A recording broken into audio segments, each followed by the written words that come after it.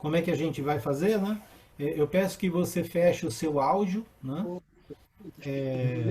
Se por acaso ele abrir e eu fechar aqui, não é uma intromissão, é apenas para a gente fluir bem. E nós vamos seguir. Eu vou dar uma conduzida e depois nós sempre paramos.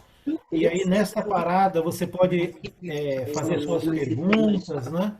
Você pode fazer seus comentários, você fica à vontade de compartilhar, porque a ideia é essa. Então, há um direcionamento, mas é aberto num primeiro momento e também no segundo momento a gente tem ainda mais no finalzinho ali uma outra bateria de conversa, de bate-papo sobre esses temas. Nós temos conversado, batido um papo sobre as parábolas de Jesus e hoje nós vamos falar das parábolas de Mateus 13. É uma sucessão, né? São várias parábolas ali que Jesus ensinou num dia, né? Vai ser bem interessante. Só que hoje nós não vamos compartilhar a tela de PowerPoint, tá ok? Nós vamos usar a Bíblia. Então, eu sugiro que você esteja com a sua Bíblia aí e nós vamos folhear páginas da Bíblia. Vamos ser hoje analógicos e não digitais. Né? Voltar hoje à prática de mexer na Bíblia, tudo bem? Então a gente também vai aproveitar para de vez em quando sempre introduzir umas dicas sobre estudos, né? Sobre como você lê ou estuda um texto bíblico. É muito importante que nós cristãos dominemos essas técnicas de fazer uma leitura que dá para extrair melhor os ensinamentos, né, que os textos têm. Então, já temos falado várias dicas, né, mas só relembrando algumas delas, todo texto tem um contexto, não é? Agora, o contexto, ele pode ter algumas facetas. Pode ser um contexto também histórico, pode ser também um contexto geográfico, pode também estar inserido ali um contexto político. Quando eu falo político, eu não falo da política do ponto de vista nosso aqui, né? Às vezes é um rei que está envolvido, às vezes é um soldado, às vezes é um centurião. Então, fazem parte do contexto ali também, às vezes, político, né? Existe um contexto teológico também. Então, não se preocupe com esses montes de contexto. A gente entende tudo isso lendo. É só para dar uma noção de que o contexto de um texto ele tem várias variáveis e compete a gente procurar identificar o máximo possível dessas variáveis para que a gente possa compreender bem o que o texto está querendo nos comunicar, né? Se Deus escolheu essa maneira, a maneira escrita, então é bom a gente se esforçar para dominar o máximo possível de como a gente consegue ler, interpretar e entender um texto bem entendido, não é? Eu tenho a certeza de que a Bíblia, como palavra de Deus, ela não foi escrita com a pretensão que apenas líderes religiosos, pessoas que fazem seminário, a entendam. Também não creio que ela foi escrita só para cristãos poderem entendê-la. Eu creio que a palavra de Deus ela foi escrita de uma maneira ampla para que qualquer pessoa pudesse entender, não é? E ainda temos da parte de Deus o auxílio do Espírito Santo, que tem muito interesse em que não apenas os cristãos, mas qualquer pessoa possa entender, aprender e entender as Escrituras. Até mesmo o inimigo de Deus conhece as Escrituras, né? Ele citou de cor textos para Jesus lá na tentação no deserto, né? Isso indicando que ele conhece também. Então, conhecer as Escrituras qualquer um pode. Agora, o desafio do cristão é que ele associa o crescimento à prática, né? Ele traz isso para a sua vida e vai praticá-la. Então, quanto mais nós pudermos conhecer da palavra, mais libertos nós somos em todos os sentidos para poder segui-la como verdade. Então, isso é muito bom. No caso, por exemplo, das parábolas do capítulo 13 de Mateus, você quiser abrir lá agora, Mateus capítulo 13,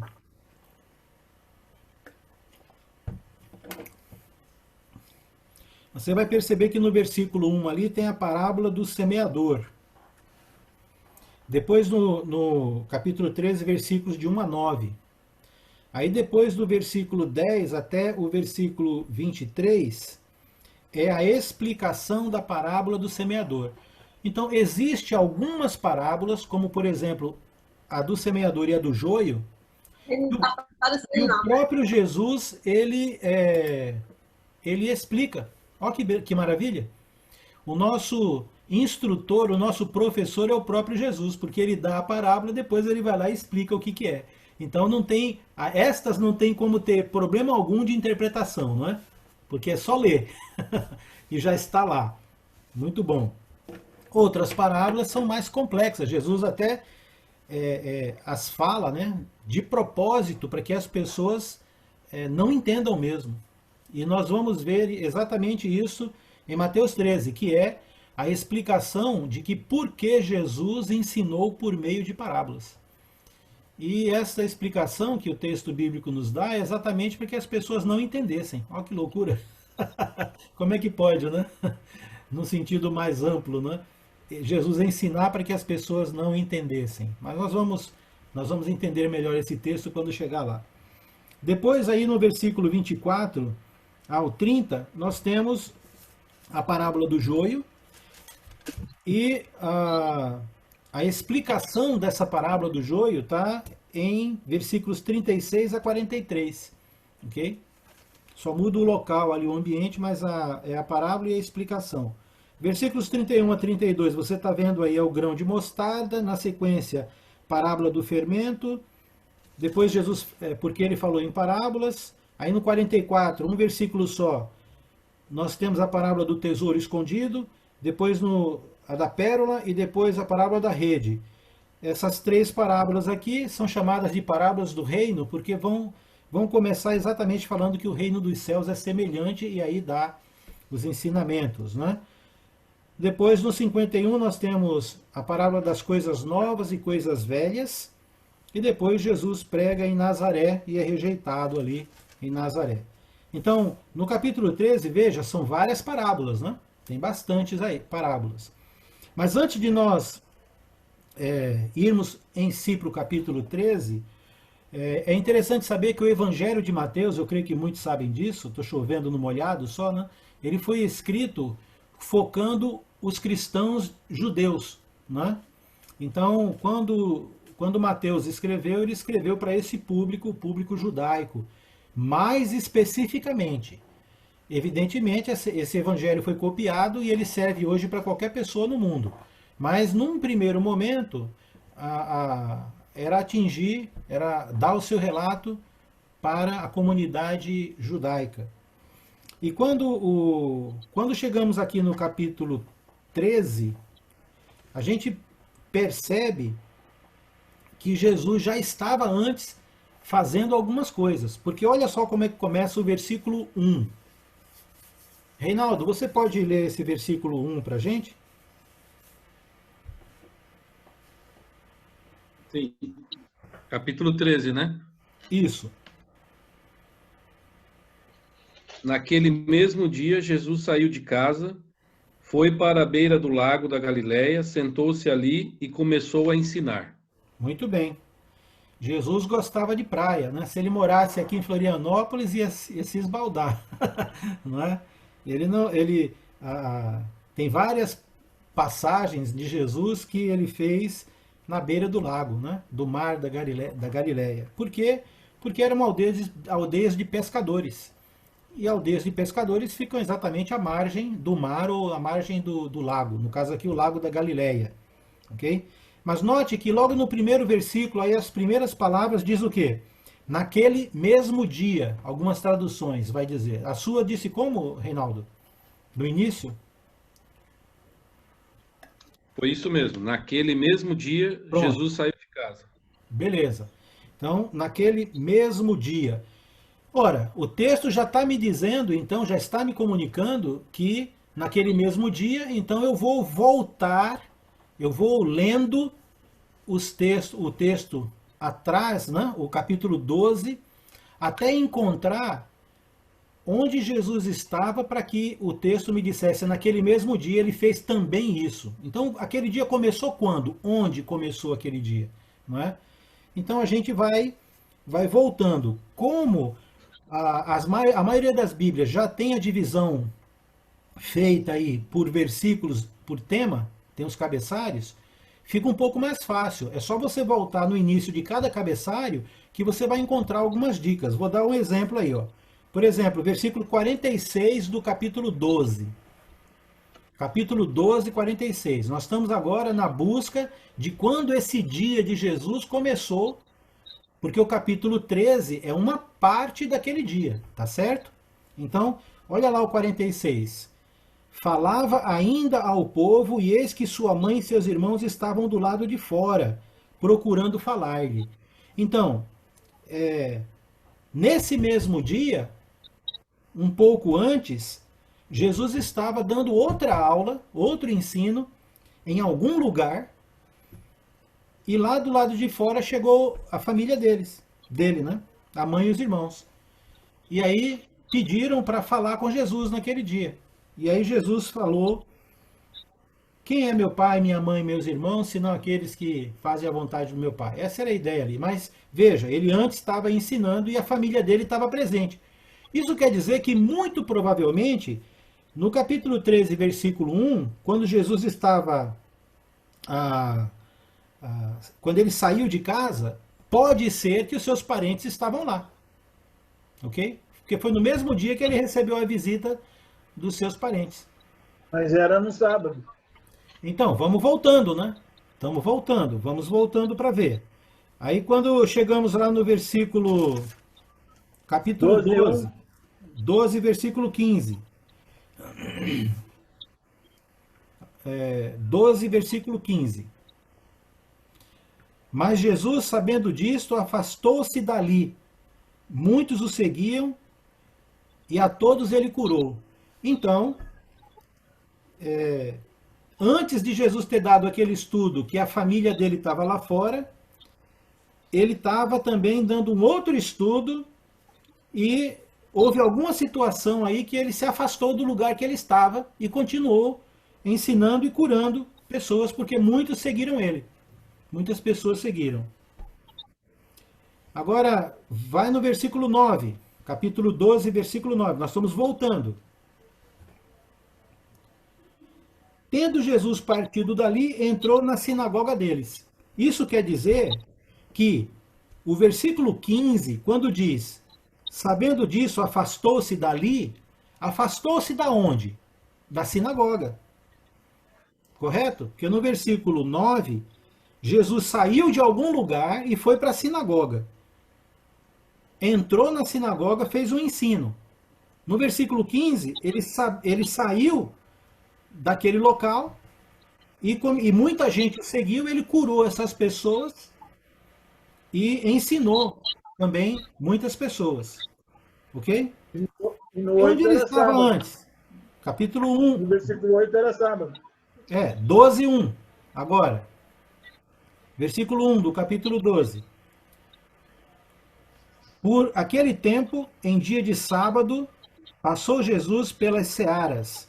Então, era um dia de sábado, Jesus estava passando pelos campos de trigo, comeu lá algumas coisas, colheu, era um sábado, teve uma conversa com as pessoas, ele saiu daquele local e foi para a sinagoga. Lá na sinagoga ele deu um ensino, versículo 15, depois do ensino, ele teve uma certa animosidade ali, ele sai dali, muitas pessoas seguem ele começa a ensinar, versículo 46, ele estava falando então ao povo, e a mãe dele estava lá em algum local, né, lá do lado de fora, ele já tinha saído lá da sinagoga e tal. Quando chega no versículo 1 do capítulo 13, naquele mesmo dia, saindo Jesus de casa. Então quer dizer que Jesus estava,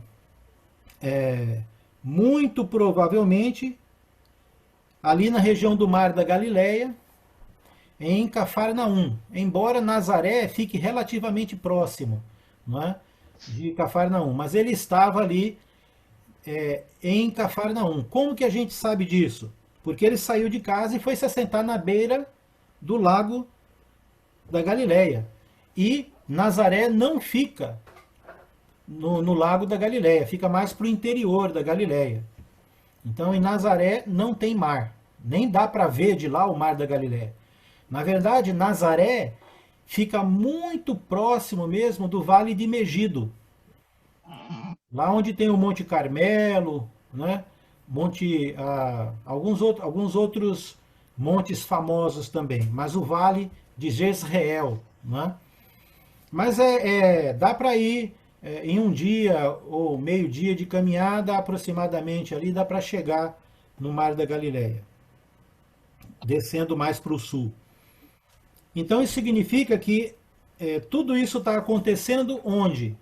Está acontecendo ali na região do Mar da Galileia, naquelas cidadezinhas ali próximas que Jesus ensinou, e aí ele volta para a casa dele em Cafarnaum. Ele morou uma época em Cafarnaum. Por quê?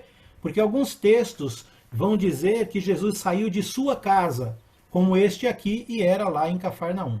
Tá certo? A sua voz não está aparecendo, seu Alex. Está aparecendo bem baixinho. Será? Tá todo mundo. Estão me ouvindo bem ou não? Tá aparecendo. Para mim tá está bem normal. baixinho. Abaixou Tá? de repente. Deve ser o aparelho dela, então. Pode ser o seu aparelho, porque os outros estão Está escutando na bem. mesma posição, eu nem mexi. Então, mas às vezes é a oscilação até do sinal, Aqui tá ok. tá? Mas estão me ouvindo, meu né? Deus. Quem está aí me ouvindo, está me ouvindo bem.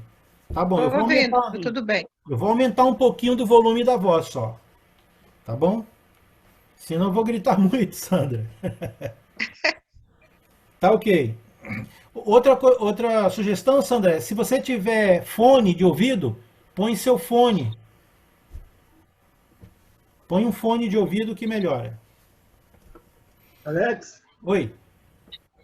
Manda. às vezes se deixar, por exemplo, só naquela pequenininha, assim, a gravura pequenininha de ti, assim, parece que a gente não ouve mesmo. Mas se colocar tudo em toda a tela, parece que a gente ouve porque também Melhor. os lábios. Tá bom. Tá bom. Talvez a Sandra tenha fechado e saído, mas enfim, vamos lá.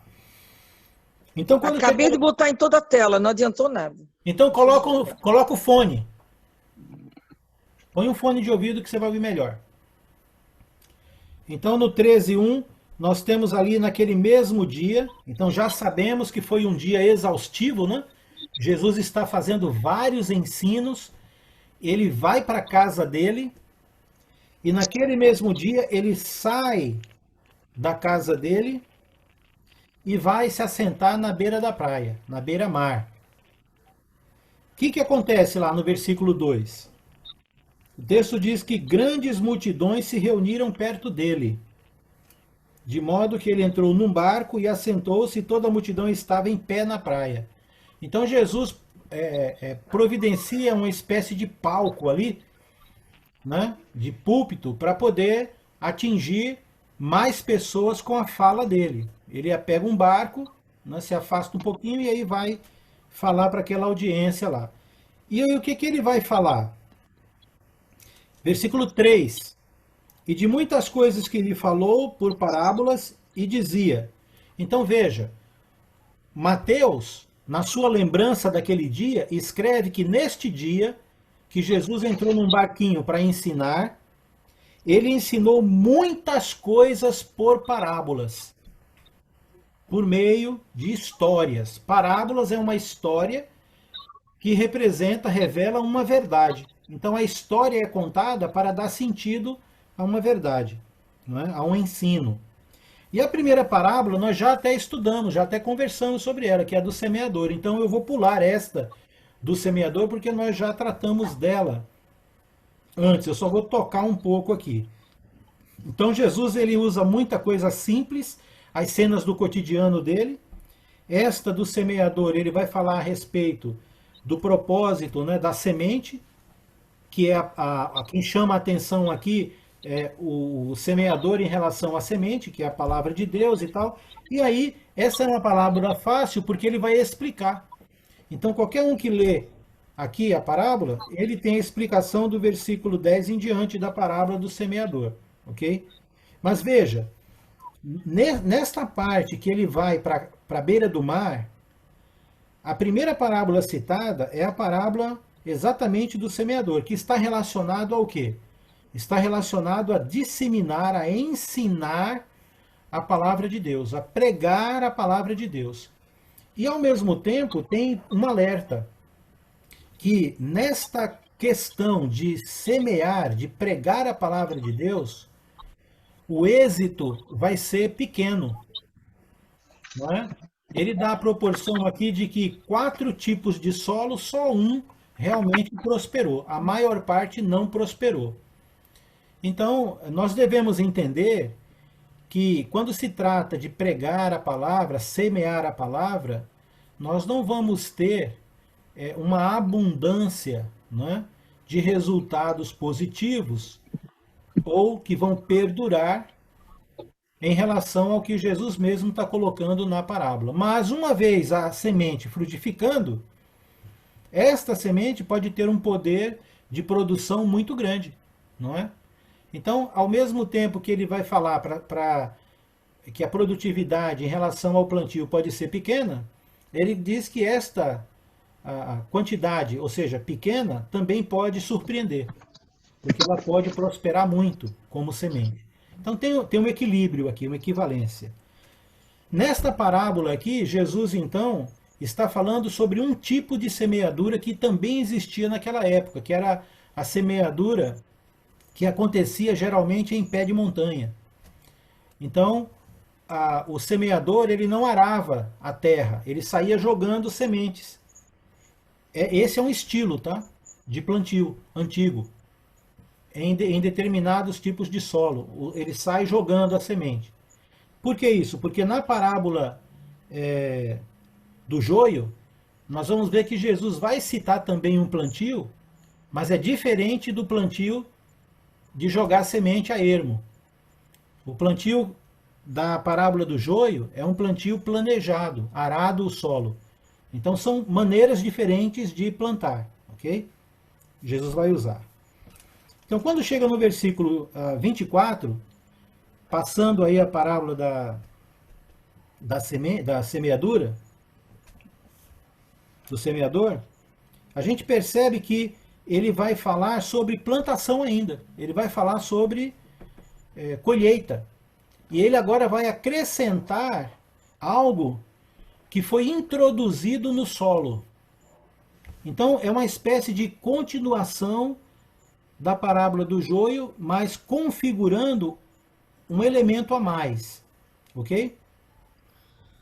Então vamos lá. Reinaldo, você pode ler para a gente versículos 24 a 30? Sim. Eu estou lendo Nova Linguagem de hoje. Tá? Tudo bem, vai ficar bem fácil de entender. Jesus contou outra parábola. Ele disse ao povo: o reino do céu é como um homem que semeou sementes boas nas suas terras. Certa noite, quando todos estavam dormindo, veio um inimigo, semeou no meio do trigo uma erva ruim chamada joio, e depois foi embora.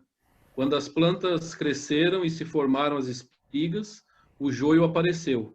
Aí os empregados do dono da terra chegaram e disseram: patrão, o senhor semeou sementes boas nas terras. De onde será que veio este joio? Foi algum inimigo que fez isso, respondeu ele.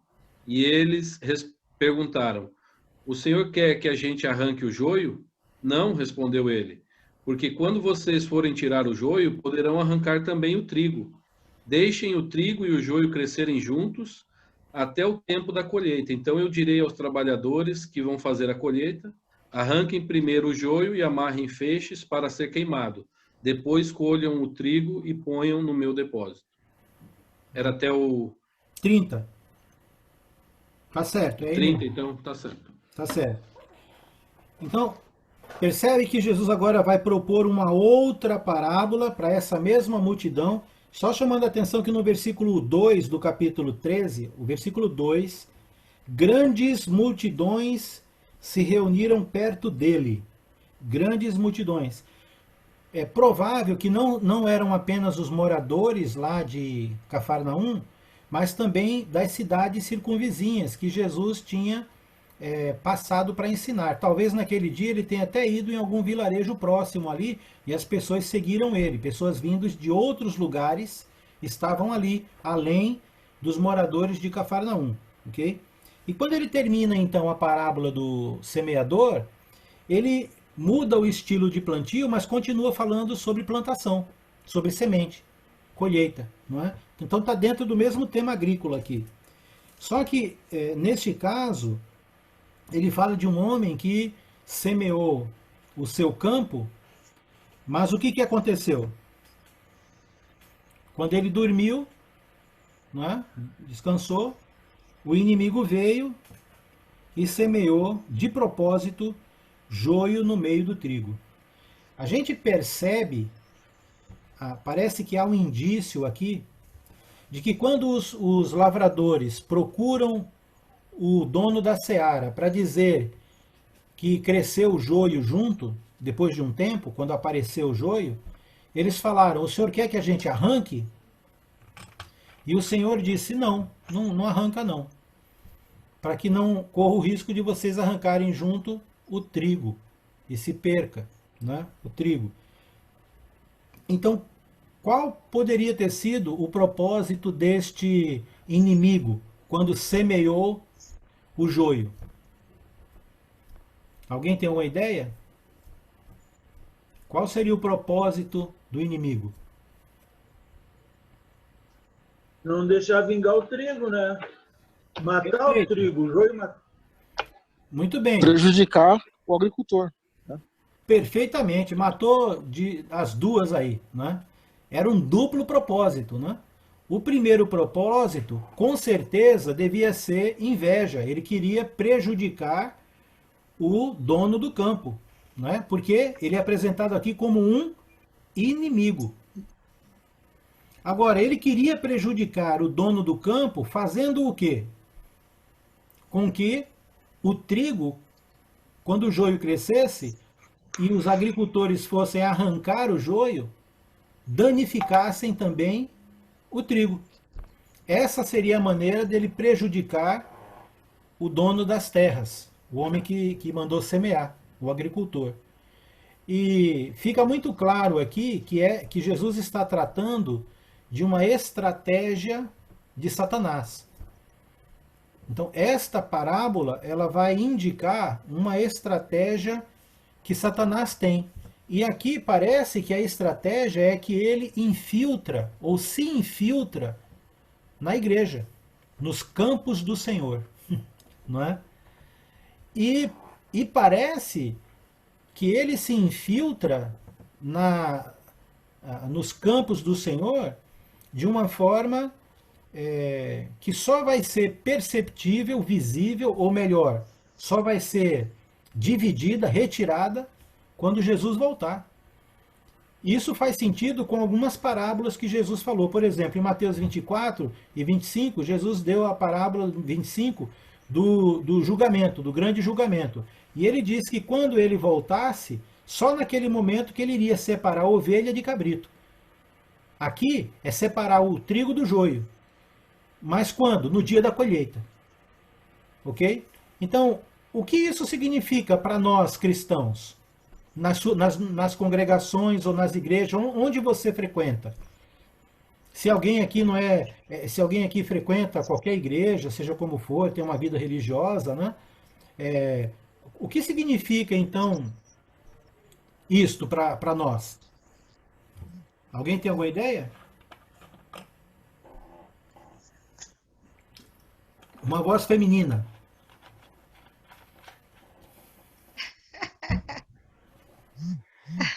Vamos afunilar. Alguém de Blumenau, feminina. Alguém de Blumenau, feminina.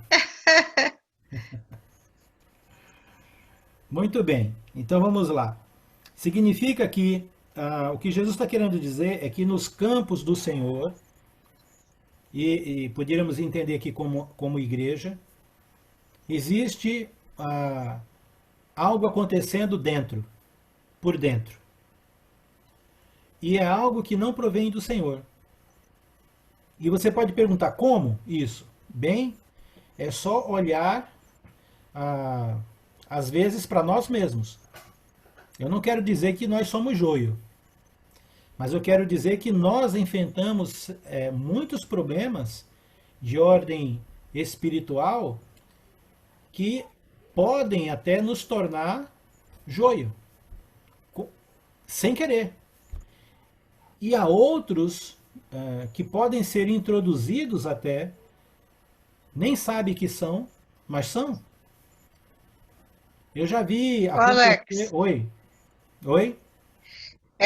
você vê que o joio e o trigo é tão parecido que quando eles crescem, não tem diferença do trigo para o joio. São iguais, né?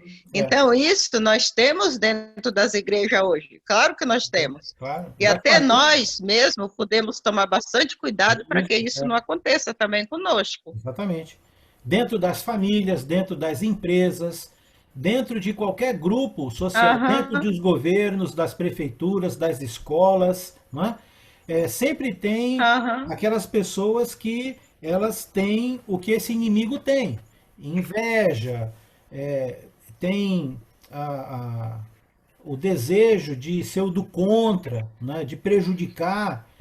E como é que qual é a dica que nós temos nessa passagem para esse tipo de procedimento? É que o joio, ele parece trigo, mas o objetivo dele é sempre prejudicar o trigo. Entende? Então, nós precisamos ficar alerta, espertos, para que nossas atitudes, talvez não a gente, no sentido de ser, né, mas de estar trigo. Né? Há uma diferença. Tem gente que é trigo e tem gente que está trigo. Como é que alguém está joio? Como é que alguém está joio? É quando as suas atitudes arrancam o trigo em volta, prejudicam outras pessoas, outros irmãos, não é? Então, isso é muito perigoso. Precisamos cuidar disso, tá ok? Agora, só acabando aqui, de uma forma ou de outra, Jesus vai resolver isso quando? Ele diz aqui, no dia da colheita.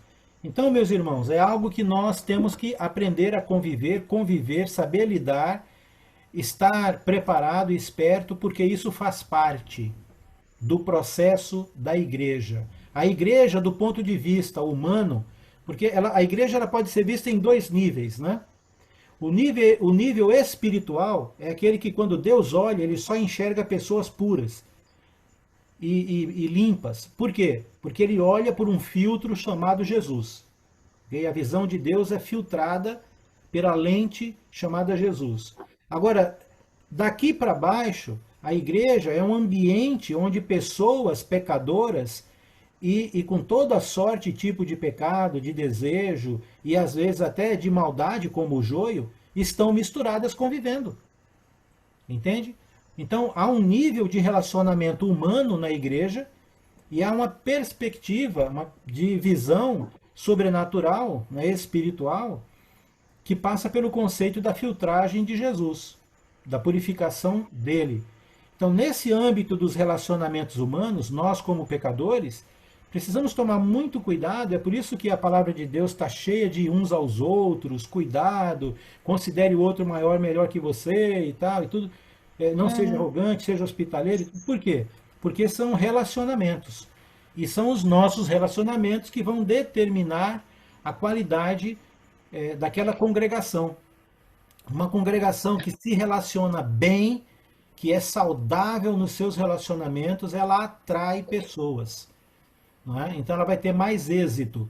Uma congregação que não se relaciona bem, ela vai ter menos êxito porque não é atraente os relacionamentos. Agora, de uma forma ou de outra, vai vir pessoas de todos os tipos. Ok? E Jesus está dando um alerta. Muito bem? José, você ia falar. Eu vou deixar o José falar. Pode falar, José. No caso o joio, né, por ser semelhante, parecido, né, ele tem a aparência, né, de ser. Mas não é trigo, né? De forma que ele é muito difícil. É difícil de você separar ali o joio do trigo. Né? O joio ele não tem fruto. O joio só tem palha. Então, essas pessoas que estão na igreja, né, que são joio, né? Ele tem toda a aparência de ser cristão, né? Mas eles estão dentro da igreja causando problema. É difícil separar, né? Dizer que não, isso aqui não é trigo, né? E é diferente de quando a erva daninha, né, que é facilmente detectada, né, e extraída ali do ambiente. Né? Você tem que conviver porque você não pode arrancar fora, porque não tem como diferenciar. Ele está lá dizendo que é trigo, né? Está lá dizendo que é cristão, né? Isso. E muitas vezes no coração dele tem discórdia, ele está plantando muitas coisas que não é, né, coisas de cristão, né? Ele não está seguindo a palavra, né? Bem observado. Se minha história está mudando a palavra de Deus, incluindo coisas que não são do reino, né? Acrescentando coisas que não tem lá, né? Somente, né? Coisas pequenas, né? Sem que você perceba, né? E aí ele vai crescendo dentro da igreja. Agora, obrigado por sua fala. Então, veja só, neste caso dessa parábola, Jesus não está tratando daquele tipo de pessoa, fazendo a aplicação, que você já identifica que é um problema. Porque essa pessoa, quando é identificada, a Bíblia ensina o que a gente deve fazer e como devemos tratar, podendo chegar até a exclusão, como nós já falamos aí. Ali, acho que num bate-papo anterior, antes nós falamos. Jesus está falando aqui de pessoas que vão só ser separadas no dia da volta dele. Entendeu? Então é assim, ó, nem sempre o joio ele é um tipo de pessoa dissimulada, que nós nem às vezes conseguimos perceber. Não é necessariamente aquela pessoa que está dando problema, causando briga e discussão, porque quando é assim, a gente já identifica logo e já toma logo a providência. Entendeu? Esse daqui não, esse daqui vai até o fim. Vai até o fim. Né? Às vezes tem muita coisa amarga aí, mas é possível ir até o fim, até aquele dia lá na igreja, fazendo parte. Tudo bem? Alex. Oi. Fala, Luiz. É que assim, eu queria deixar para parar depois, senão nós vamos não vamos fluir. Tá bom? Pode tocar. Tá ok. Quando eu abro para uma pergunta, é só aquela resposta mesmo e a gente já retoma. Tá bom? Porque a gente vai parar para ter as perguntas. Então, beleza. São várias parábolas, né? Então, aí quando chega no versículo 31 e 32 de Mateus 13, o texto diz, pode ler para a gente de novo, Reinaldo? O 31 e 32. Sim. Jesus contou outra parábola. Ele disse ao povo: o reino do céu é como uma semente de mostarda que um homem pega e semeia na sua terra. Ela é a menor de todas as sementes, mas quando cresce, torna-se a maior de todas as plantas.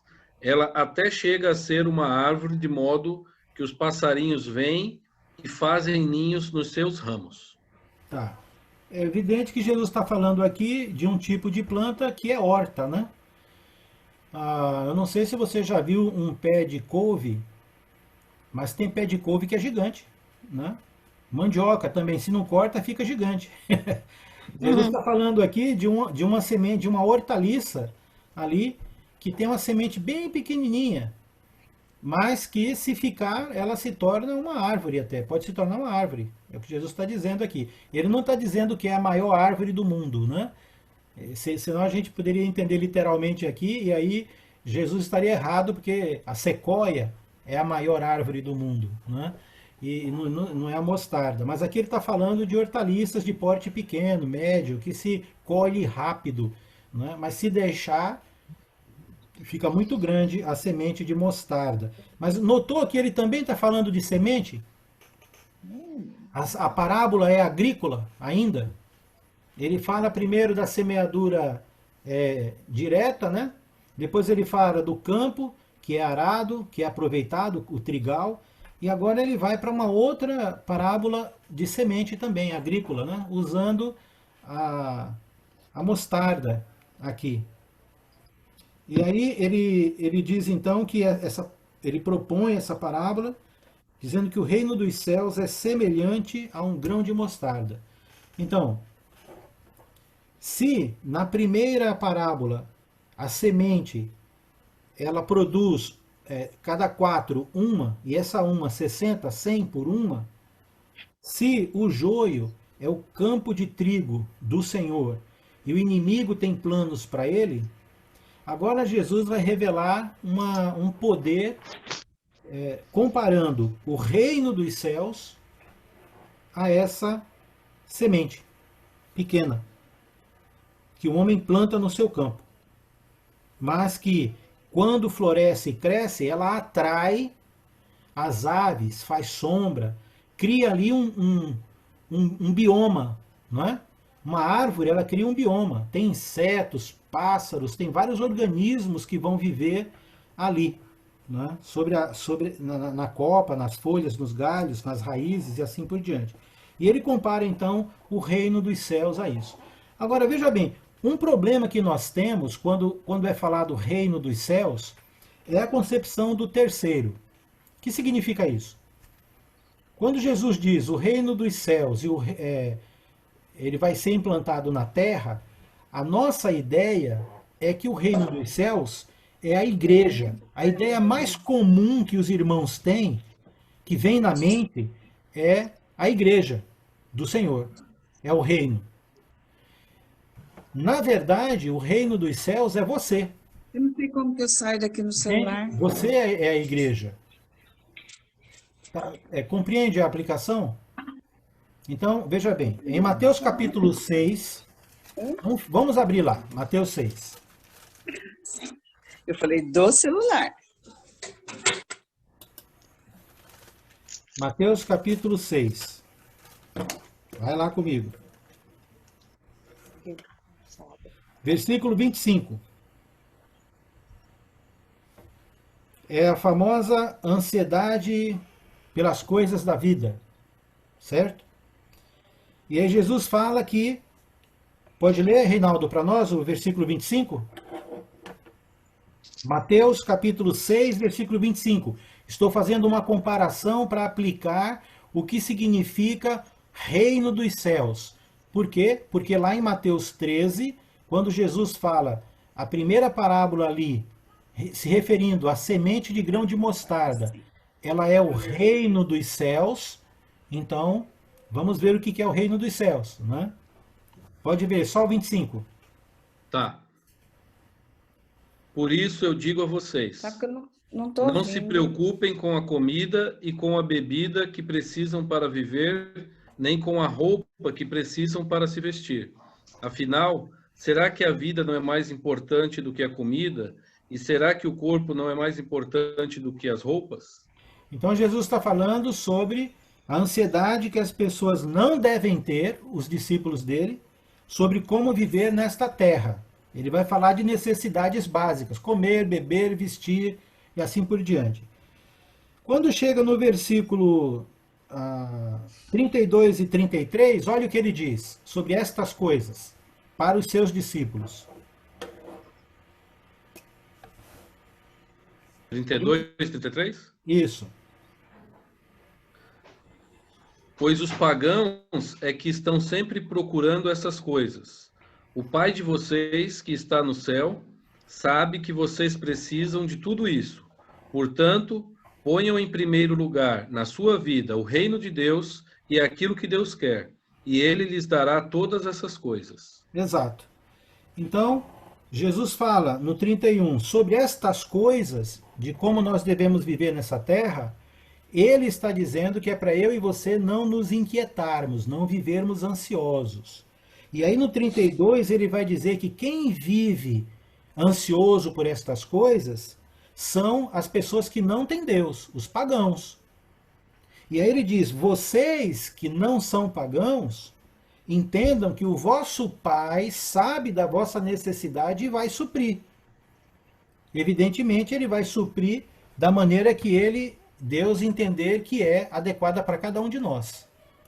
E aí quando chega no versículo 33, Jesus não usa a palavra ansiedade, mas ele usa aqui o verbo buscar. E está no imperativo. Isso quer dizer que Deus não vai fazer por você, isso é você que faz. Buscai, pois, em primeiro lugar. Então, o que é que Jesus está dizendo que deve ser a prioridade na vida de um discípulo dele? A primeira coisa. Buscar o quê? O reino. O reino de Deus. Exatamente. Por que que... As coisas do reino de Deus. E a igreja, né? Por que que ele não está dizendo buscar o rei? A prioridade não deveria ser buscar o rei? A prioridade não deveria ser buscar Deus? Mas o Jesus... rei é o dono do reino. Mas por que Jesus está dizendo que é para buscar o reino? Porque é o seguinte, né? Eu já falei a respeito disso para alguns que estão aqui, então não é novidade. Mas reino é um território geográfico onde reina um rei. Nós somos o que de Deus? Nós somos o reino de Deus. Por quê? Porque nós permitimos que Deus reine sobre nossa vida, por meio de Jesus. Então, esta parábola está dizendo que a nossa busca deve ser em nos mantermos reino, que significa manter Jesus como nosso rei, como rei na nossa vida. Essa é a nossa prioridade. Quando nós fomos constituídos reino de Deus, e quando Jesus disse, o meu reino não é deste mundo, o reino está dentro de nós, eu sou a igreja, eu sou o reino de Deus, você é o reino de Deus. Mas você só é reino de Deus se você manter Deus como rei na sua vida. Porque você pode destituí-lo de ser rei e tomar o lugar dele. Ou deixar que outro tome o lugar dele. Entendeu? Então, a luta aqui, a prioridade para um discípulo de Cristo é continuar sendo discípulo. É continuar sendo reino. Então, nós precisamos nos cercar de tudo aquilo que a Bíblia, o Novo Testamento nos coloca para permanecermos sendo reino, ou seja, deixando Jesus reinar sobre nós. Essa é a nossa prioridade. O reino aqui não é a igreja na terceira pessoa, entendeu? Lá na igreja eu falo... Não, você é o reino, você é a igreja. É muito próximo isso aqui. Agora, vendo isso, voltamos lá em Mateus capítulo 13.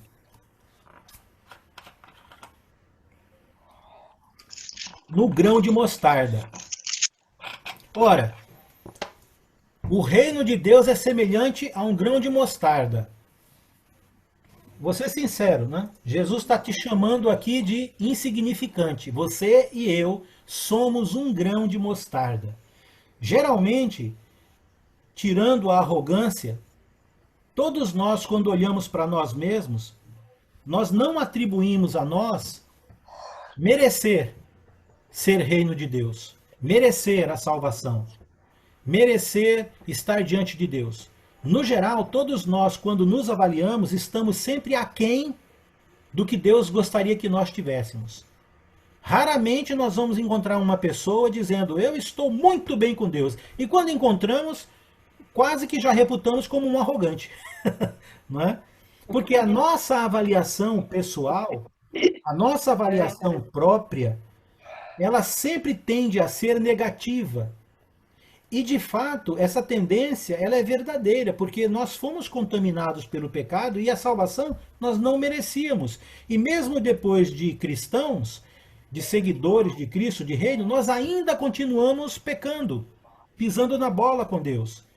E isso, quase que todo dia, parece um martelo de ferreiro batendo no ferro, né, ali em cima da bigorna, lembrando a gente que nós somos pecadores.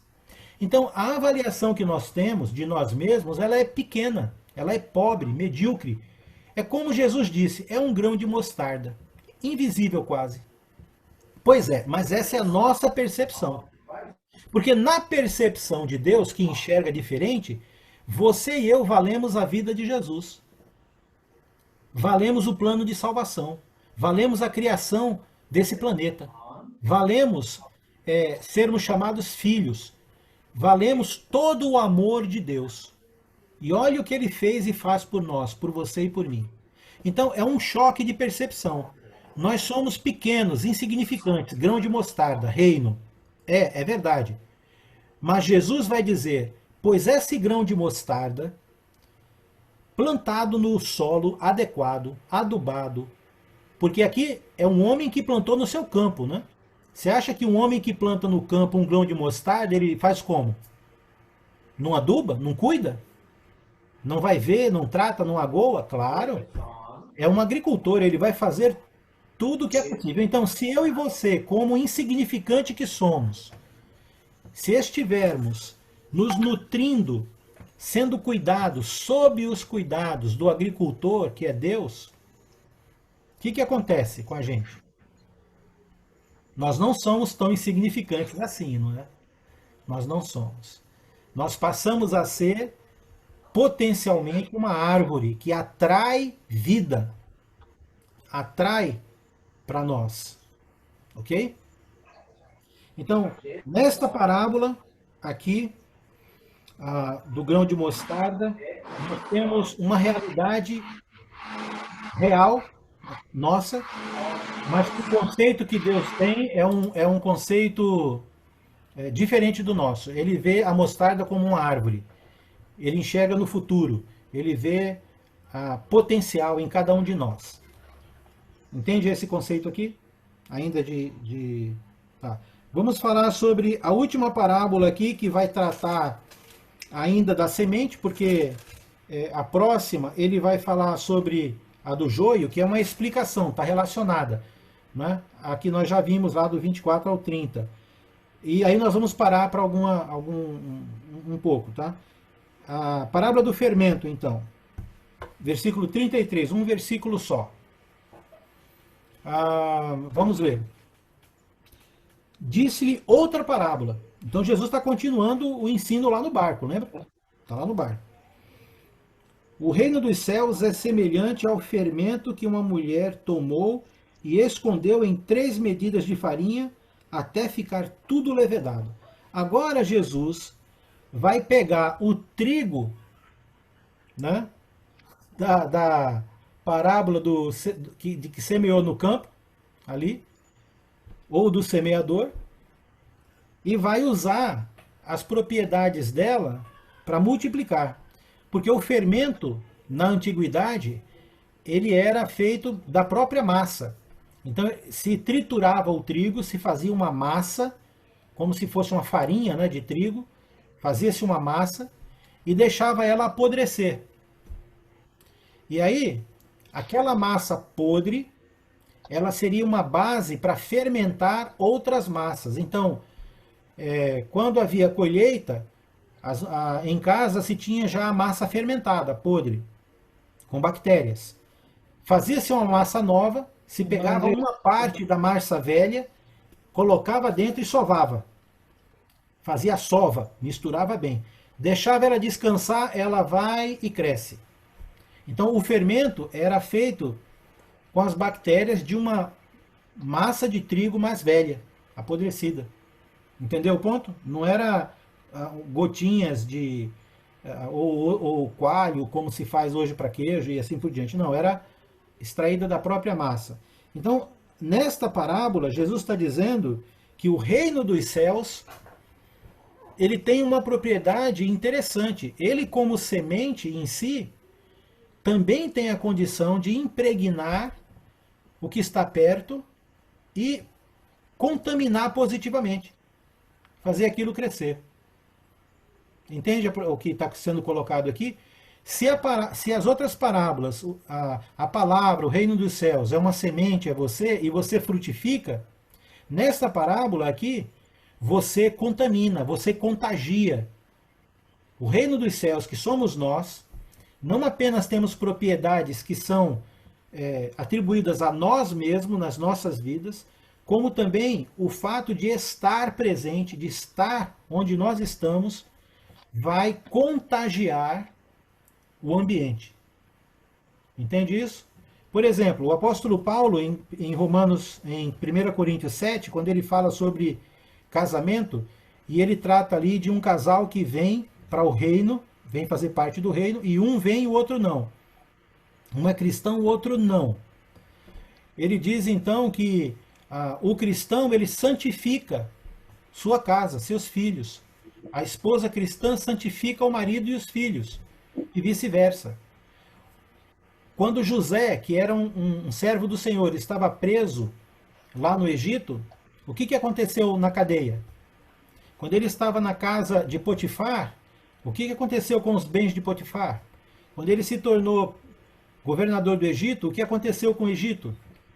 Em tese é o seguinte: nós cristãos, onde nós estivermos, os benefícios são transferidos para os demais, mesmo que estes não mereçam. O apóstolo Paulo, por exemplo, em Efésios, capítulo 5, quando ele estava falando sobre a família, ele disse: vós, servos, empregados, trabalhai para os vossos senhores, mesmo quando estes são maus, como se estivessem trabalhando para o Senhor. Olha que coisa. Então, o que Deus espera nesta parábola de nós como sendo o fermento aqui? Que o ambiente onde nós estamos seja modificado, abençoado, há um contágio positivo de nós aqui como sendo o reino dos céus na parábola do fermento. Compreende isso? Faz sentido? Ok? Vamos ter uma pausa agora para uma conversa. Então, quem quiser, Alex, pode abrir.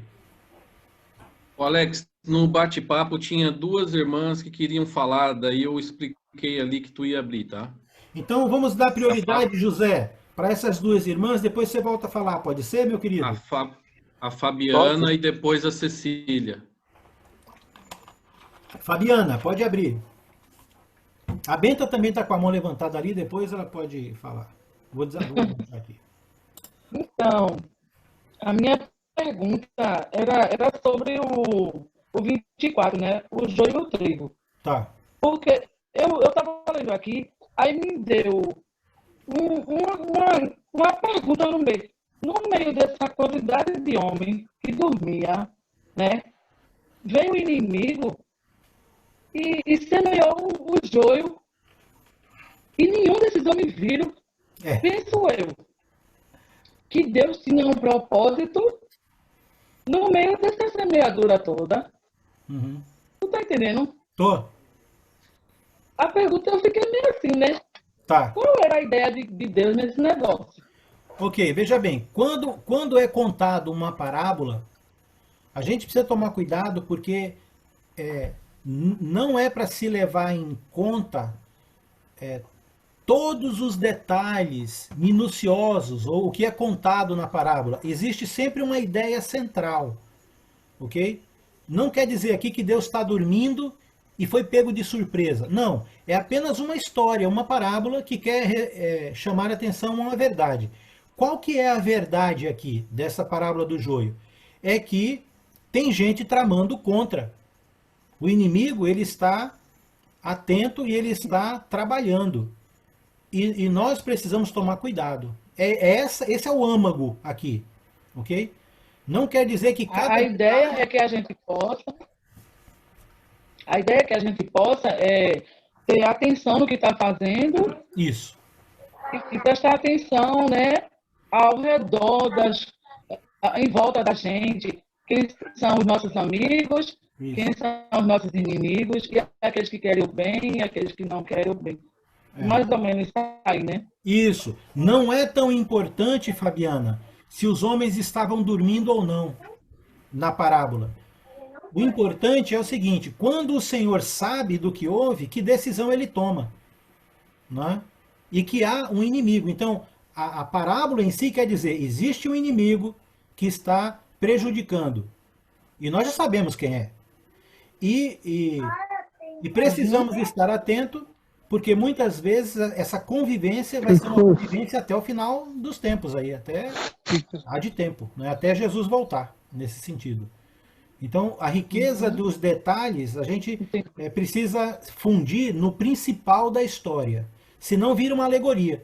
O que é alegoria? É quando você tem cada coisa significando outra, né? Ah, Jesus é a videira, Deus é o agricultor, né? Nós somos os galhos, a uva são os frutos. Isso é uma alegoria. Agora, tudo bem? Aqui é uma parábola. Tá bom? Não, entendi. Cecília. É porque às vezes eu gosto de entrar dentro da cena para saber. Precisa. Mas olha só. Aqui nós já sabemos que é uma parábola. Então, o que é uma parábola? Então, se eu já sei que é uma parábola, eu já devo considerar que não é ficar comparando uma coisa. Que Deus estava dormindo, nós somos os trabalhadores. Não, não é isso. Parábola não é isso. Ele já disse o que era, né? O tipo de metáfora é parábola. Então, a gente vai considerar isso, uma história que está ilustrando uma verdade. Qual é a verdade aqui? A verdade é um homem que plantou, um inimigo que veio, plantou outra coisa lá para prejudicar, ele ficou sabendo e disse, olha, não. Então, essa é a história. Como é que a gente aplica isso? Né? Então, se ele está falando aqui que nós somos o trigo, né? A lavoura do Senhor, sabemos que vamos conviver... Eu entendo no lado. Isso, sabemos que vamos conviver... Eu entendo no lado assim. Oi? Eu estou entendendo. Mas eu queria botar só uma ideia, assim, que dentro da igreja também, né? É como o irmão falou aí. Às vezes tem uma pessoa fazendo a obra de Deus, tudo correto, aí chega o outro por inveja, sei lá o que acontece na mente dele, e ele diz que não seria bom daquele jeito, porque a ideia dele seria melhor, e quando você não aceita, pronto, você faz uma assembleia e convoca todos e pergunta a ideia de cada um. Todos respondem pela ideia certa, mas só 2 ou 3 estão querendo sair fora. Ou então um só está querendo adoecer os demais. Entendeu? Eu também tenho nesse lado. Sim, não, tá certo, você tá certa. Mas nem sempre o joio é aquele irmão que está fazendo isso que você está falando. Nem sempre. Às vezes é alguém que a gente só vai saber. A vida dele, por exemplo, é uma vida dupla, né? Ele é bonzinho, ninguém sabe do que ele faz e tudo mais e tal. Na igreja ele é bem e tudo, mas a vida dele lá fora é um problema. Então ele não dá problema para... É que parece ser igual, né? É que parece ser igual, mas não, a verdade não é, né? Isso. Quando você vai entrar na prova dos 9, aí vê que ele não é nota 10. Pronto, é isso aí. Muito bem. Quem mais? Obrigado, irmão. Oi, irmão Alex. Boa noite, meu irmão. A paz em Cristo. Sou eu. Opa! Irmão Pedro. Manda, Pedro.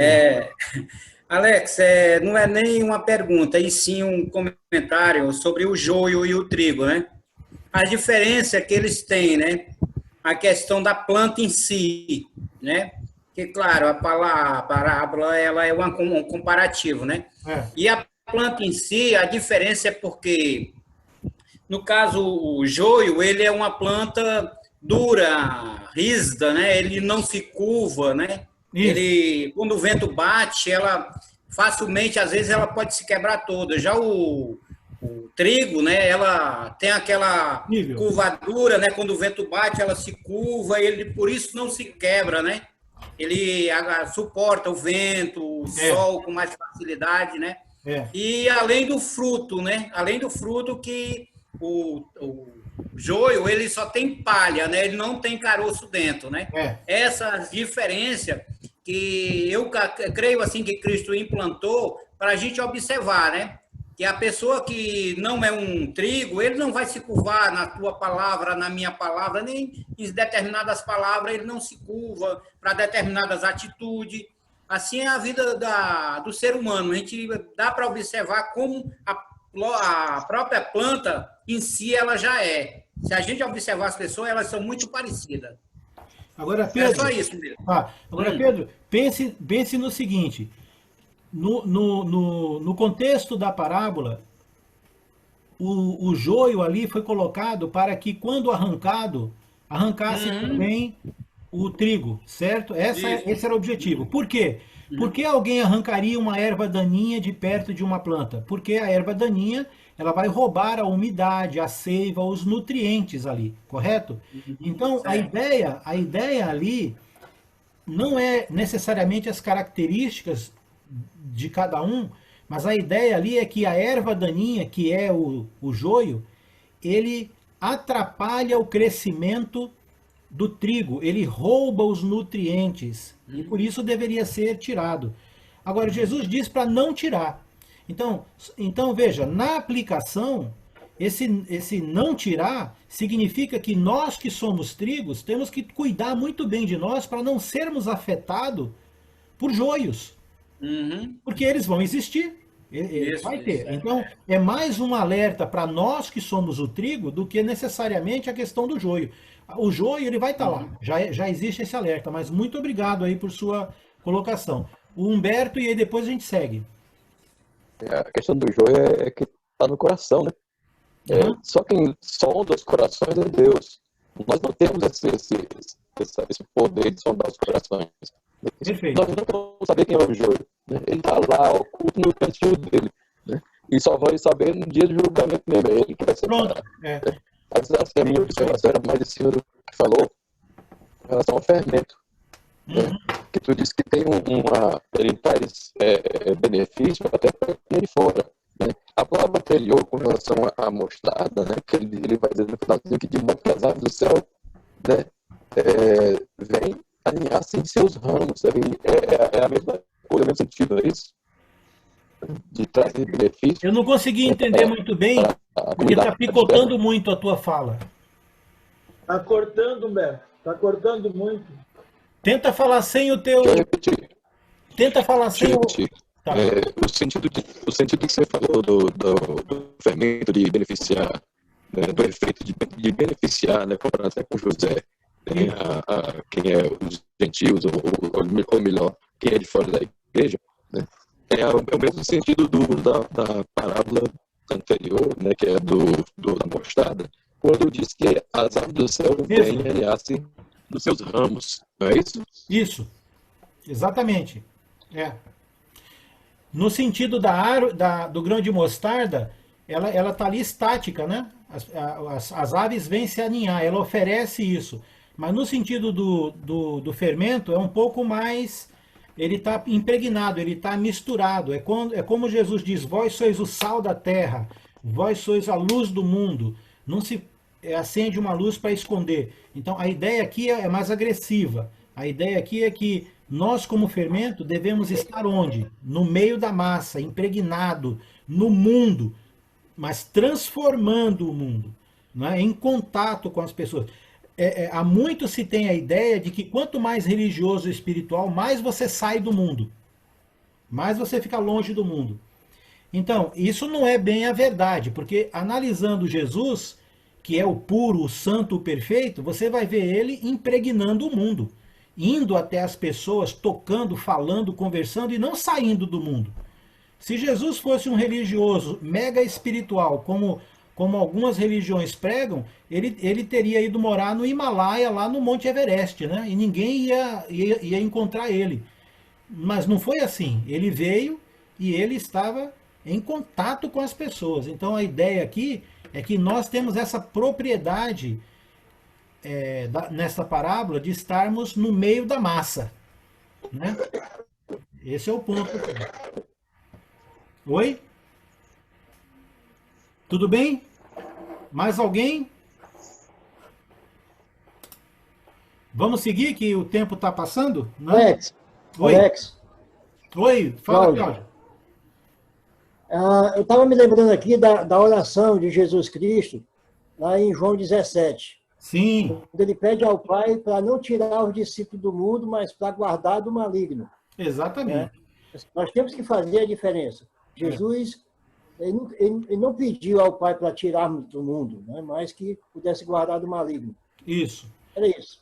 Obrigado. Então, nessa parábola do semeador, do joio, do grão de mostarda e do fermento, que são parábolas agrícolas do ponto de vista agronômico, né, de plantação, de semente e tal, elas têm em comum as várias propriedades ou atividades da semente, né, a capacidade dela. Se a semente é a palavra de Deus, na primeira, ela introduzida em nós, ela floresce, não é? Ela cresce como um grão de mostarda, mas também ela pode ter, ela vai frutificar como um trigal, mas há um problema interno, às vezes, de infiltração, mas ao mesmo tempo ela também tem outra propriedade, que é esse trigo, ele vai contagiar o ambiente que está em volta. Então são várias propriedades que Jesus usa como analogia essa questão de sementes para falar sobre nós, para falar sobre a palavra, sobre a verdade, que somos nós, o reino de Deus. Ok? São variáveis aí agrícolas, né? Usando a semente. E aí quando chega no versículo 34 e 35 aqui, Mateus ele dá um toque, né, de por que Jesus falou e ensinou dessa forma. Olha lá. Pode ler para a gente, Reinaldo?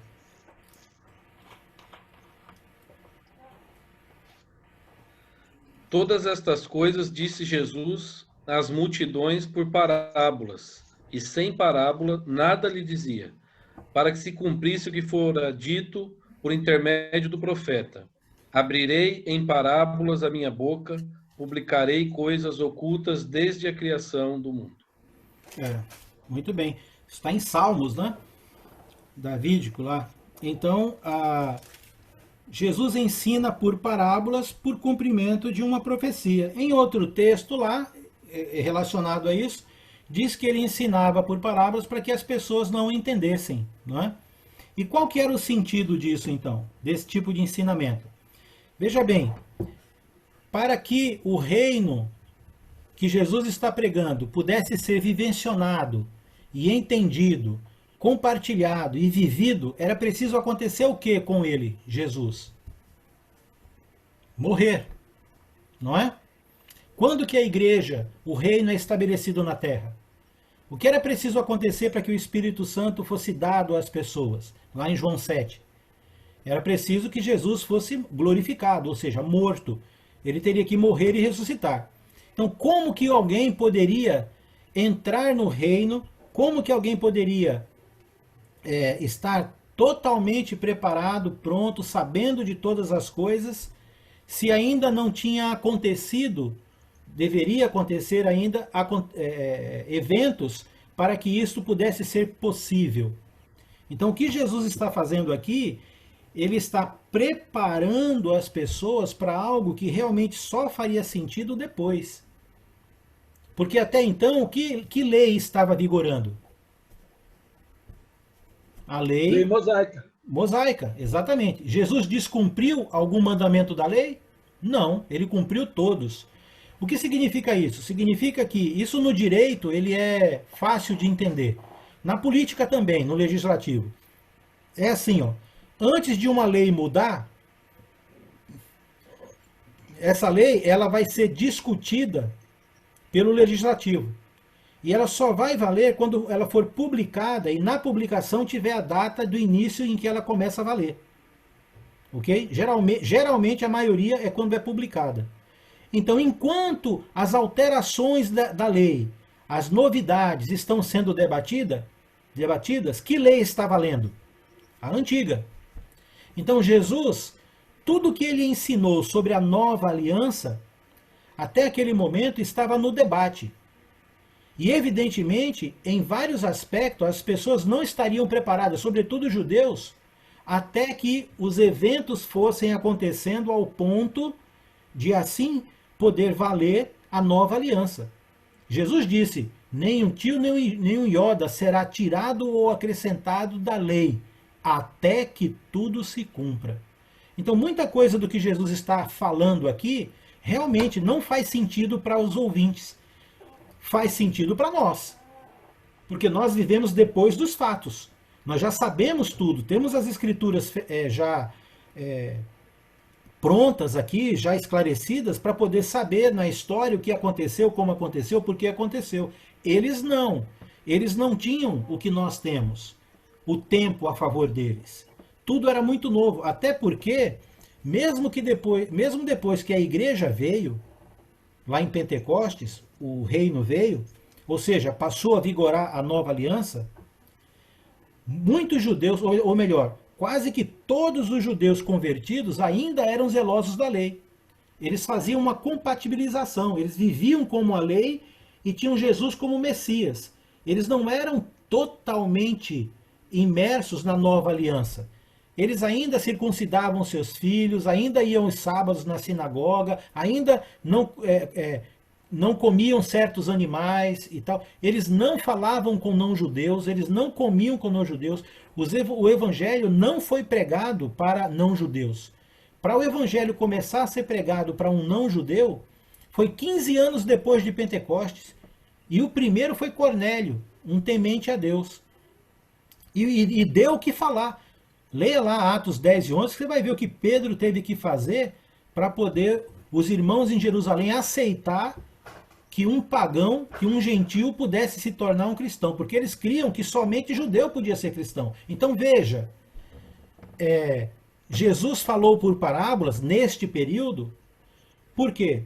Porque de tudo aquilo que ainda havia de vir com relação ao reino e à palavra, eles não tinham condições ainda de entender. Isso então significa que estas parábolas, elas iam fazer sentido quando? Depois, ok? Quando eles voltassem para ver, aí sim. É por isso que os evangelhos foram escritos quando? Os evangelhos foram escritos depois dos fatos. Você não vai ver Mateus lá andando com Jesus e anotando tudo. Não. Mateus vai escrever sobre as suas lembranças, inspirados pelo Espírito Santo. Lucas vai pesquisar. Marcos também vai escrever o que ele lembra e parte a pesquisa. Mateus e João viveram, eles eram discípulos, então eles escreveram das suas memórias que o Espírito Santo inspirou para que eles escrevessem. Quando? Bem depois dos fatos, entendeu? Agora, isso significa que muitas dessas parábolas, a maioria dos cristãos, ou boa parte, não sabiam.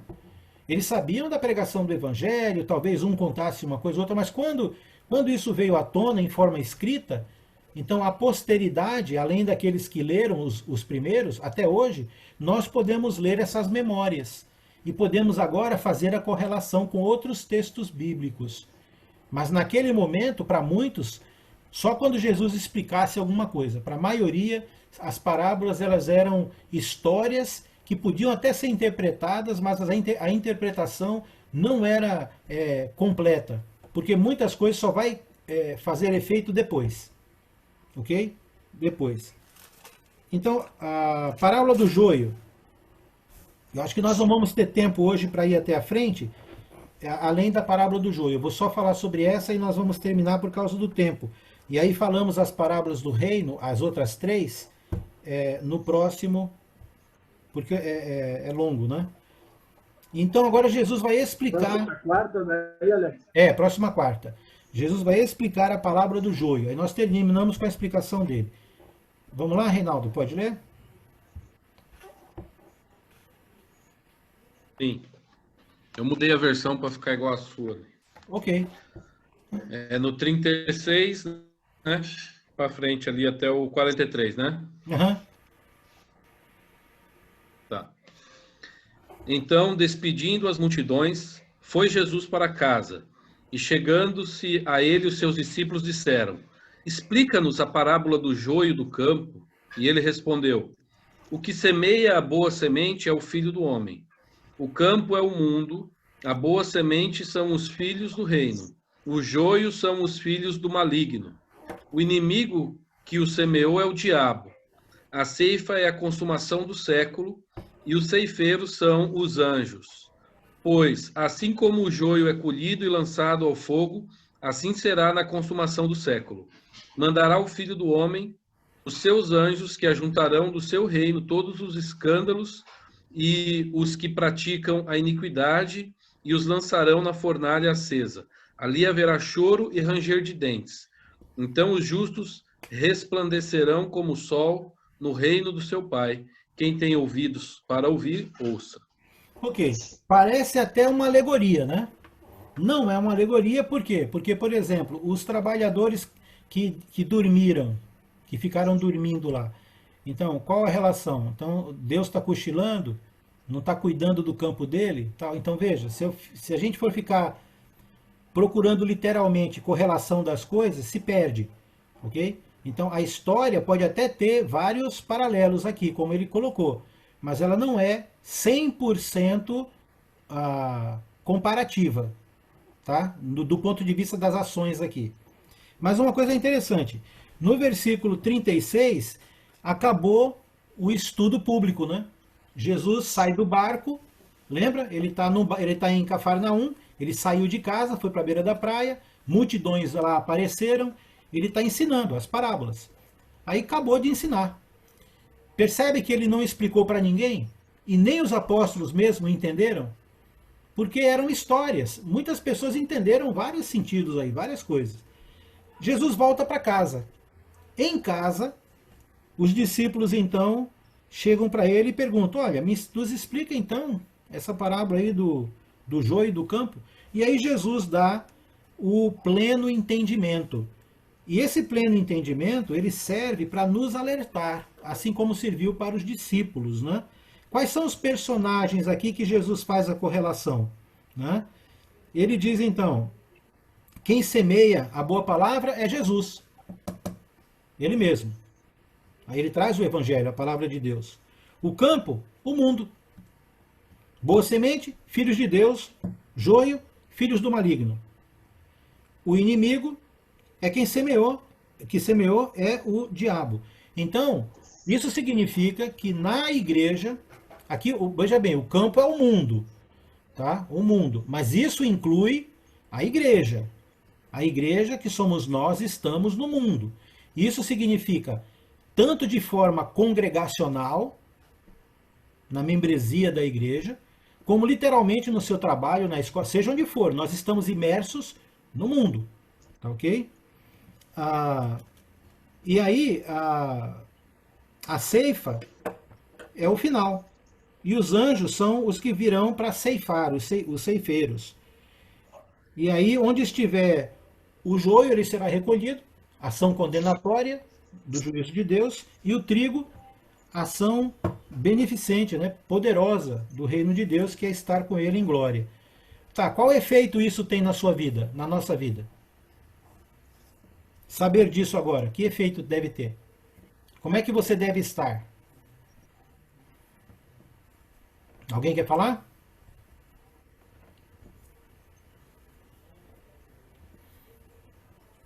Deve estar esperto, né? Porque... Era exatamente isso que eu ia falar. Eu ia falar isso. Fiquem lá atentos. É isso aí. Certo. É isso aí. Olha, gente, a gente está numa guerra. É assustador, às vezes, os termos que a Bíblia usa, né? É um leão ao redor.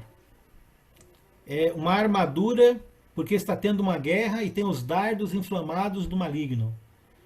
É uma militância do bem contra o mal. Então, sempre quando a palavra de Deus fala da vida de um discípulo aqui na terra, os exemplos usados são dramáticos. Dramáticos. Não é? Perseguição, guerra, morte, luta, combate, inimigo. Há sempre alguém à espreita, tramando, porque você sabe, é assim mesmo, não é não? É assim mesmo. Não bastasse o nosso próprio pecado e desejo, ainda temos pessoas a serviço do mal. Agora, não é para entender necessariamente que essas pessoas a serviço do mal são pessoas possuídas pelo demônio, não é? Não é isso. Quer dizer pessoas sob influência do mal. E muitas vezes, até nós mesmos, em nossas escolhas e decisões, estamos fazendo esse trabalho. É lógico que o joio aqui é algo mais contínuo, permanente, e vai ser separado no final dos tempos. Mas eu não descarto a possibilidade de que em nossas vidas, em certos períodos ou em certos momentos, nós estamos fazendo o papel do joio, embora não sejamos, por meio de nossas escolhas, de nossos comentários, né? Às vezes pisamos na bola emocionalmente, sem querer. Quantas vezes você já ofendeu alguém, né, por exemplo, e depois teve que pedir desculpa? Se você nunca fez isso, ó, meu irmão, você é um santo aí, até meio irreal, né, a coisa. Mas assim, nós fazemos isso às vezes com o nosso cônjuge, conosco mesmo, com um irmão, com uma pessoa.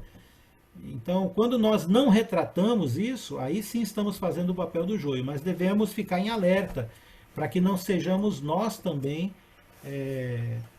coparticipante dessa malignidade aqui. Entende?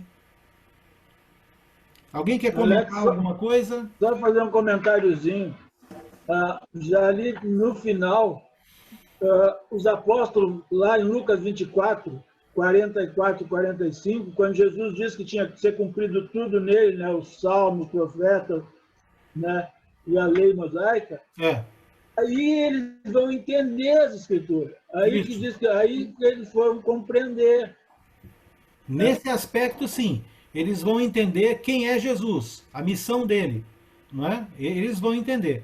Mas note que depois, lá em Gálatas, por exemplo, o apóstolo Paulo vai ter que chamar a atenção de Pedro, porque Pedro estava fazendo acepção de pessoas. Então, o pecado não parou. Mas eles tinham agora o entendimento. É como nós sabemos quem é Jesus, nós conhecemos a palavra dele, sabemos o que devemos e não devemos fazer. No entanto, é sempre que fazemos? Não. A gente muitas os apóstolos, na realidade, pregavam para os outros com o Antigo Testamento. Usando como base o Antigo Testamento, para confirmar que Jesus era o Messias. É fato. Uhum. Mas alguém tem uma pergunta, comentário? Pois não? Então, você estava falando, às vezes nós assumimos ali uma posição de joio, né? E isso, às vezes, para nós, né? É tão imperceptível, os outros estão vendo, nós não, que a gente fica meio cego.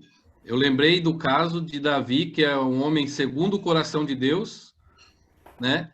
E aquilo tudo que ele fez lá com Urias, precisou Natan fazer ele contar uma história e ele mesmo se condenou sem saber. Aí Natan falou, é você essa pessoa da parábola. Aí ele caiu a ficha, porque a gente às vezes está cego para aquilo que nós estamos fazendo, que está fazendo mal ao outro. Então a gente precisa de alguém, Deus sempre vai colocar alguém, e aí cabe a nós, assim como Davi, né, ter a humildade de reconhecer o erro e, dentro do possível, reparar e pedir perdão e corrigir o máximo ali. Perfeitamente. Obrigado. Só uma pergunta. Será que o joio ele não sabe que está errando? Né? Sim e não. Depende. Será que não? Davi tinha toda a consciência do que ele fez, mas naquele momento, para aquela história, ele não aplicou a vida dele. Precisou daquilo acontecer para ele despertar para a realidade que ele sabia, mas não queria acreditar, de que Deus sabia tudo e via tudo. Bom, ele sabia, né? Sabe como é? É que nem um Big Brother, né? As câmeras estão ali, mas depois de uns dias as pessoas acostumam com as câmeras e começam a fazer coisas como se a câmera não estivesse mais ali, entendeu? Porque de fato nós sabemos que Deus está nos vendo quando? O tempo todo, não sabemos? Sabemos que Ele está atento o tempo todo, mas e quando a gente age às vezes se escondendo, achando que Ele não está vendo? Eu já fiz isso em tantas situações, né? E achando que ele não ia estar vendo, e é um ledo engano, a gente precisa ser alertado disso. Mas, às vezes, o joio, ele não sabe, porque a ingenuidade, a cegueira espiritual, pode se disfarçar, por exemplo, de rigor ascético, de espiritualidade rigorosa, sabe? Então, tomar muito, muito cuidado, porque, às vezes, pelo excesso de zelo, nós terminamos valorizando processos e ignorando pessoas, enquanto que Jesus veio por pessoas e não por processos. Nós somos mais importantes do que comida. E os judeus queriam, muitas vezes, condenar pessoas por conta da comida. E aí vai. na igreja precisamos tomar muito cuidado. Só um minutinho antes da Andréa falar. Mas aí, Alex, a questão aí cai para um lado de hipocrisia, né? Porque a palavra de Deus abrange tudo isso. Né? Ela explica bem, né, o que é importante no reino. Né? O reino é importante, como você disse antes. O reino somos nós, o reino sou eu, é o meu irmão. Eu tenho que valorizar isso, né? Quando caímos para esse lado material, né, nós estamos negando uma parte, né, do ensino de Cristo. Concordo. Né?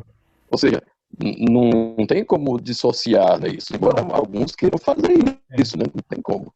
José, essa é a luta, seja bem-vindo.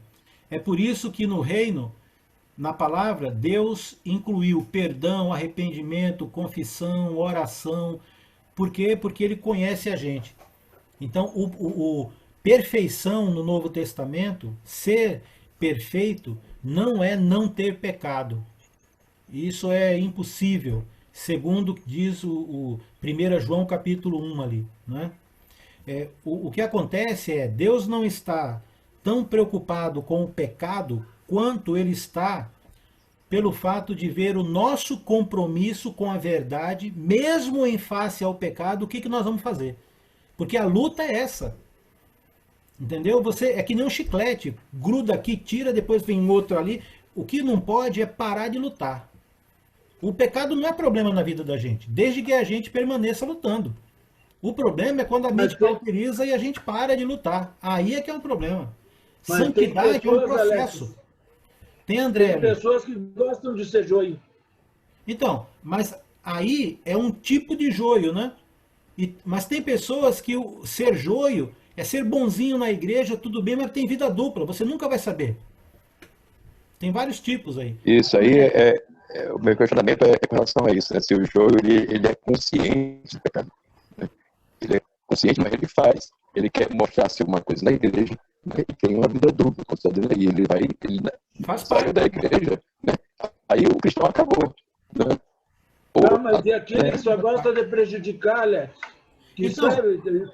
Então, olha, tem irmãos que eles são muito zelosos, eles querem fazer a coisa achando que aquela maneira é certa, mas não é.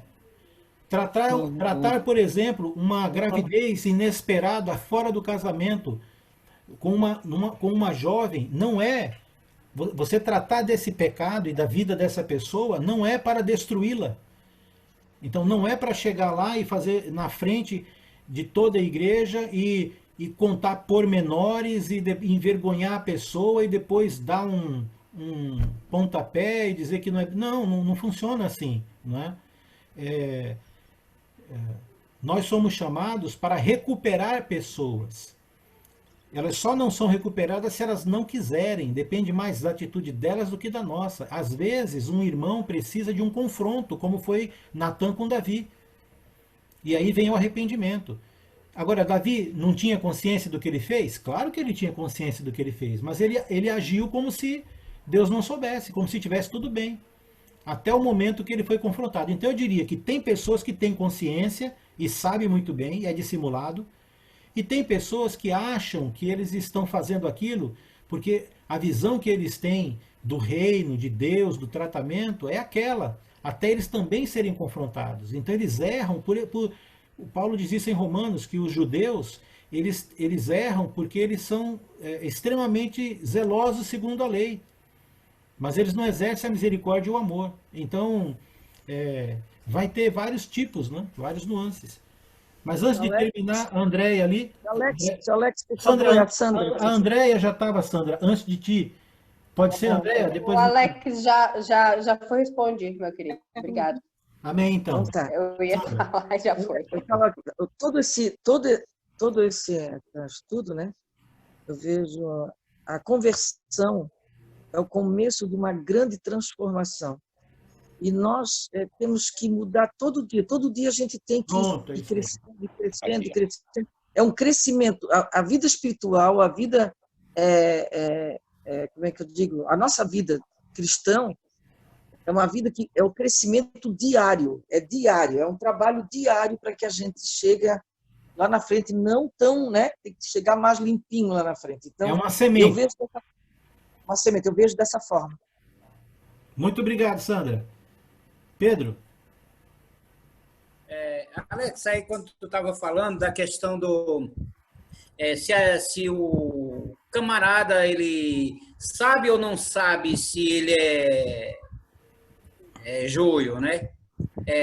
Às vezes sim ele sabe, mas às vezes não. Aí nós entramos naquele negócio, nós não podemos entrar na condenação com aquele irmão, porque é como você frisou a questão da jovem, né? Você pode matá-la, né? E não só matar ela, mas como matar mais gente que vai ouvir. Né? Aí matar muita gente. Então, muitas vezes sim, porque ele sabe, ele é dissimulado, mas muitas vezes ele está com a mente cauterizada. Né? Então, enquanto ele não pegar um baque para despertar, nós não podemos matar ele. Podemos tentar alertá-los, né? Mas matá-lo não. De jeito nenhum. Lembra que Jesus disse que é só no final dos tempos que vai acontecer, né? Então, pronto, isso. Vamos ter que conviver. Isso. Não adianta. Lá no trabalho, na sua família, você vai conviver com pessoas indesejáveis. Uhum. E com outras que é o jeito dela, né? Às vezes é complicado.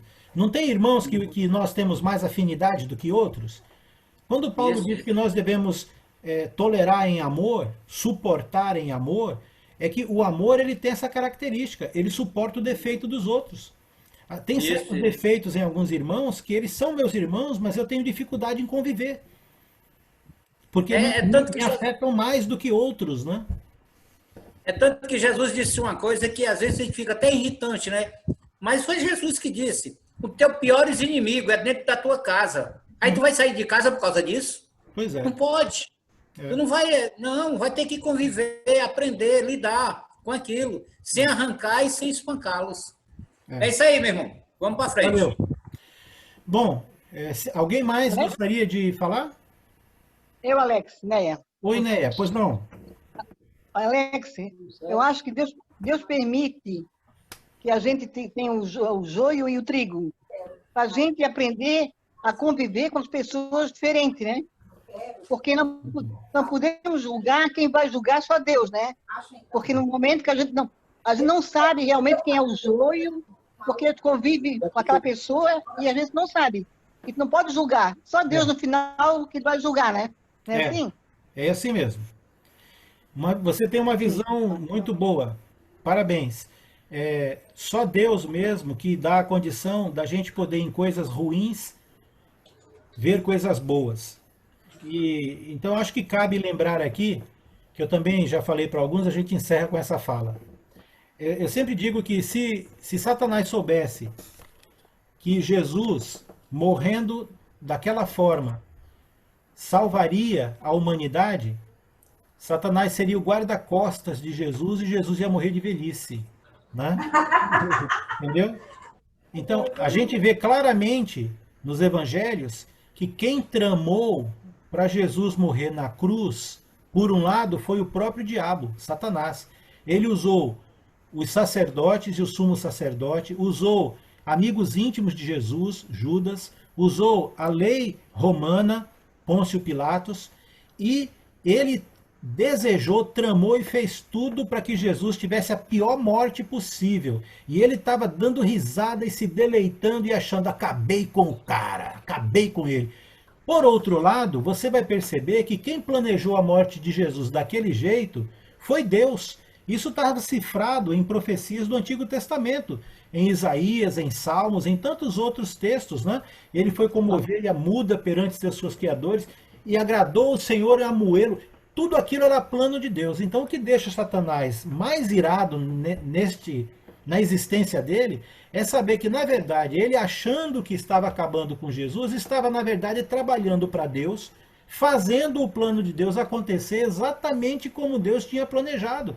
E isso deixou ele irado. Ele está atrás da gente, né? Porque ele quer ofender quem? Deus, por nosso intermédio, entendeu? Ele quer plantar o joio para nos destruir, porque sabe que isso afeta o coração de Deus. Mas veja, a visão da Neia aqui é essa. Quando coisas ruins como o joio, saber dessas coisas acontecem, ainda assim, Deus tem propósitos para nos melhorar, nos amadurecer. Ele tem uma visão positiva das coisas. Se Jesus não tivesse morrido daquele jeito, nós não estaríamos aqui, não seríamos salvos. Se alguma coisa ruim está acontecendo na sua vida, e foi Satanás que plantou o joio, eu sei que a gente pode sofrer muito, eu sei, como Jesus. Mas eu também sei que Deus é suficientemente poderoso para transformar até mesmo todas estas coisas em coisas que podem ser benefícios tanto para nós como para muitas pessoas. Aquela semente que apodreceu serviu de fermento para a massa nova, não é? Então, vamos continuar firmes, independente das circunstâncias. Esse é o ponto. Beleza? E Alex, você falou em cima de 1 Coríntios, capítulo 10, versículo 13. Isso. No meio da tentação, Deus dá o escape, né? Amém. Glória a Deus. Nem sempre a gente vê o escape, mas está lá. Né? Está lá. Amém. Eu quero agradecer a todos pelo tempo despendido. A Raquel Gali está com a gente aqui, querida, chegou, né? Eu fico feliz de vê-la. A Neiva está com a gente também, veio depois ali. Que Deus abençoe. Feliz também. A Bia entrou ali desde o começo, mas eu não falei um oi para ela. O Rodrigo, não é? O Júnior está aqui com a Luciene, com certeza também. Então, a Rô, né? Marcos já tinha falado, a Gleide está aqui também. Então, que Deus abençoe muito a todos vocês. Espero não ter esquecido de dar um oi para ninguém, né? Mas